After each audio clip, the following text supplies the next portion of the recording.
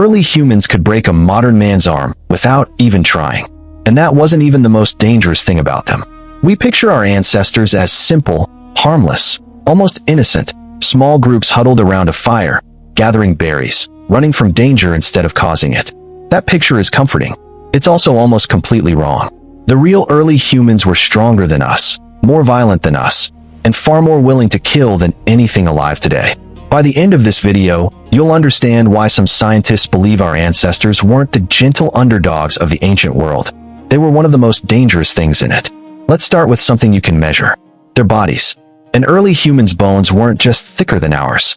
Their bone density and muscle attachment points suggest grip strength and raw physical power far beyond an average person today. Some researchers estimate strength closer to a trained modern athlete, in ordinary people doing ordinary daily tasks.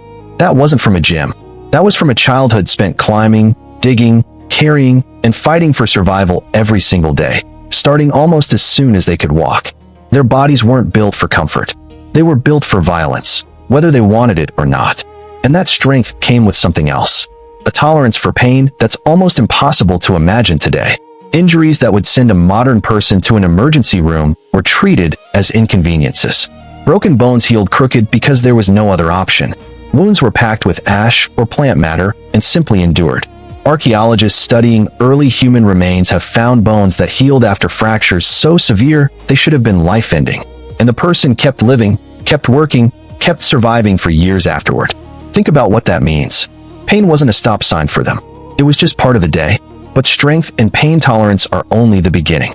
What early humans actually did to each other is where this gets darker. For decades, the story was that early humans were mostly peaceful, and organized violence came later, once civilization existed. The bones say otherwise. Skeletons from deep prehistory show something researchers didn't expect: extremely high rates of blunt force trauma, and not from accidents. Skull fractures and patterns consistent with direct blows. Defensive wounds on forearms, the kind you get from raising your arm to block an attack.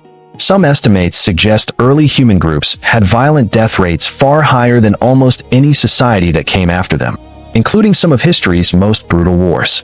They weren't fighting off predators in most of these cases. They were fighting each other, and it gets worse than fighting. In several sites, archaeologists have found human bones with the exact same cut marks and breakage patterns found on animal remains that had been butchered for meat. Not ritual burial, not an accident. The same marks you'd find on a deer carcass, on human bone. Researchers don't all agree on why. Some sites suggest survival cannibalism during famine.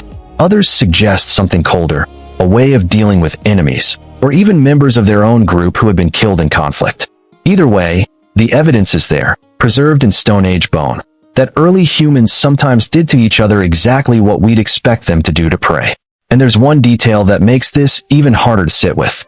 We weren't the only human species. Neanderthals existed alongside our ancestors for tens of thousands of years. So did other groups, like the Denisovans. And one by one, every single one of them disappeared, not long after our ancestors arrived in their territory. For a long time, the assumption was climate change, or disease, or simple bad luck. But the timing is suspicious. Almost everywhere modern humans expanded into new land, the other human species already living. They're vanished within a few thousand years, again and again, on different continents, at different times. Some researchers now believe our ancestors weren't just better survivors. They may have been the reason those other humans didn't survive at all. If that's true, we are the only human species left on Earth, not because we were the friendliest. We're the only ones left because everyone else who could have competed with us for space, food, and territory is gone. And that brings us to the part that changes everything. This violence wasn't always random or personal. In at least one prehistoric site, archaeologists found the remains of an entire group, men, women, children, killed together, in the same place, at the same time, with wounds consistent with a coordinated attack. Not a single fight, not an accident, an ambush.